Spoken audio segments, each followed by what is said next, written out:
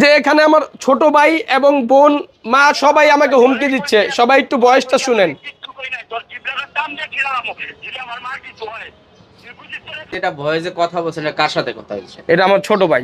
আপনার ছোট ভাই? হ্যাঁ। তো যে আপনি যে মূলত যে ঘটনাটা বললেন যে ভয়েস কল দেখাইলেন, জি যে মূলত আপনি একজন সৌদি প্রবাসী ছিলেন, কত বছর আগে সৌদিতে গিয়েছিলেন? আমি 2007-এর লাস্টে গিয়েছিলাম, 2018-এর লাস্টে এসেছিলাম। করোনার সময় এসে আর আমি যেতে পারিনি। তো যাওয়ার সময় কি আপনি অ্যাকাউন্ট করে যান নাই? জি না, আমার আম্মার অ্যাকাউন্টেই অ্যাকাউন্ট করে গিয়েছিলাম। আমার আম্মার অ্যাকাউন্টে টাকা পাঠাইছে। আপনার আম্মার অ্যাকাউন্টে আপনি টাকা পাঠাইতেন, টাকাটা কি আপনার আম্মাই বের করতো?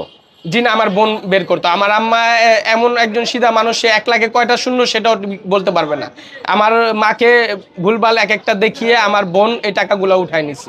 তো আপনি যে দাবি করলেন যে আপনার বোন আপনার টাকা আত্মসাৎ করছে, কত টাকা আত্মসাৎ করছে বলেন? মোট 1,20,00,000 টাকা, যেটার স্টেটমেন্ট আমার কাছে আছে। এখানে 1 কোটি এখানে 91 লাখ টাকা, যেটা স্টেটমেন্টে উল্লেখ আছে।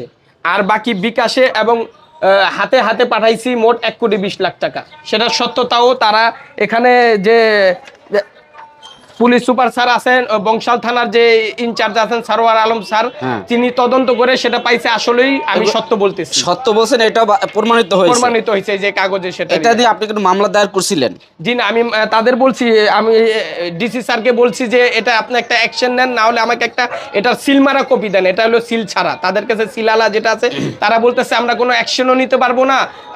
আমি বললাম একটা কপি দেন যাতে আমি কোর্টে মামলা করি, সেটাও আমাকে দিচ্ছে মানে না। এটার কারণ কি আপনি মনে করেন? এটার কারণ এখন আমি মনে করি আমার দুলাভাই হয়তো বিএনপির একটা ছোট দল করে, তার সভাপতিকে আগে নিয়ে গেছিল এসি অফিসে। ওখান থেকে এসি স্যার বিশেষ করে ঘুরেই তার কথাই বলে। গতকালকেও আমাকে হুমকি দেওয়ার পর আমি ওখানে যাই, ঘটনাস্থলে তাকে জানাই যে স্যার এই যে ভয়েসগুলো শুনাইছি, স্যার এমন এমন আমাকে হুমকি দিচ্ছে, যে কোনো সময় আমার বাসায় এসে আমাকে মেরে ফেলতে পারে। এর আগেও আমার বাসায় পুলিশ নিয়ে আসছিল। আমার ছোট ভাইয়ের ফ্রেন্ড সার্কেল যারা আসলে বাসায় এসে গেট লাথি দিছে। আমার বাড়িওয়ালাও সাক্ষী যে 2 তলা টপকায় আসছিল। আমার 2টা বাচ্চা নিয়ে, আমার ওয়াইফ নিয়ে অনেক ভয়ভীতিতে কাটতেছে। তাকে স্যারকে সম্পূর্ণ জানানোর পরও স্যার এটা কোনো অ্যাকশন নেয়নি। সে বলতেছে আপনার বোন উল্টা আপনাকে বলবে যে আপনি নাকি আপনার বোনকে মারছেন, যেটা কোনো সত্যতাই নেই। তো এই যে আপনি যে অভিযোগ করলেন আপনার বোন আপনার কাছে 1,20,00,000 টাকা নিয়েছে, এই বোনটা কি আপনার আপন বোন?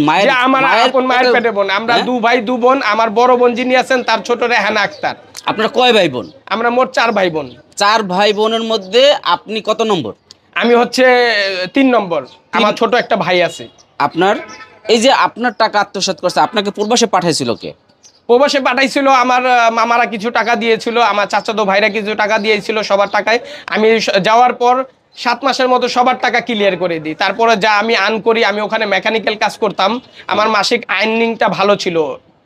তো এই যে টাকা পয়সা পাঠাইছেন ফ্যামিলি এক্সপেন্সের জন্য, মানে খরচের জন্য আপনি খরচের টাকাটা আমি আলাদা পাঠাইছি। মাঝে মাঝে যেটা আমার বাবার বয়স আছে, চাইলে আপনাদের আমি শোনাতে পারি, 6,000 টাকা করে তাদের, আমার শুধু বাবা মা, তখন আমি বিয়েও করিনি।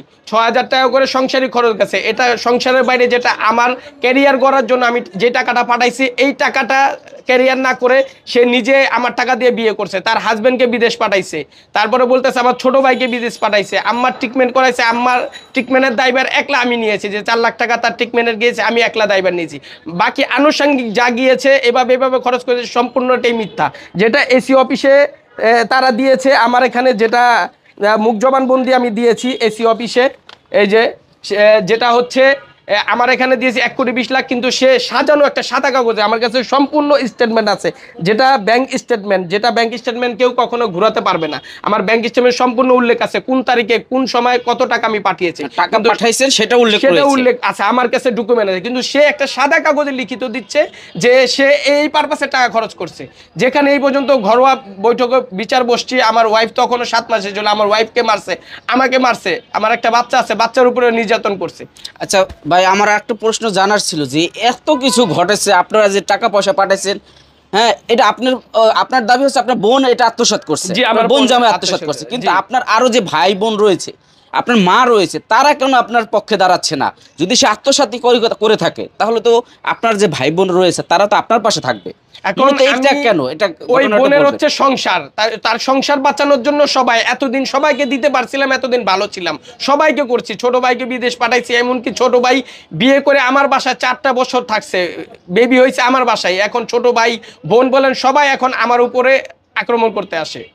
মানে এর পিছনে কারণ কি? ভাইয়ের পাশে না দাঁড়ায় বোনের পাশে দাঁড়ানোর কারণটা কি? এখন কারণ আপনি যে বলতেছেন যে আপনার টাকা আত্মসাৎ করেছে, এখন একটা ফ্যামিলি একটা বিষয় রয়েছে যে এই ফ্যামিলির মধ্যে যখন কোনো ভাই বা বোন বিপদে পড়ে তখন ফ্যামিলির আর অন্যান্য সদস্যরা তার পাশে এসে দাঁড়ায়, সেক্ষেত্রে আপনার পাশে দাঁড়াচ্ছে না কেন? এখন আমার বড় বোন, যেটা সপ্তাহে আমার বড় দুলাভাইকে 9 লাখ টাকা তাকে আমি বিজনেসের ক্ষেত্রে দিয়েছিলাম, সে আমাকে ভেঙে ভেঙে কখনো 5,000 কখনো 10,000, আর বাকি যে 8 লাখ টাকা ছিল আমার একটা ফ্ল্যাটে সে ভরছে, এটা আমার বোন বলছে, এটা ঢুকাইছে। তারপর ছোট ভাইকে 4 লাখ টাকা সে বলছে বিদেশ যে আমাকে দিয়ে দিবে।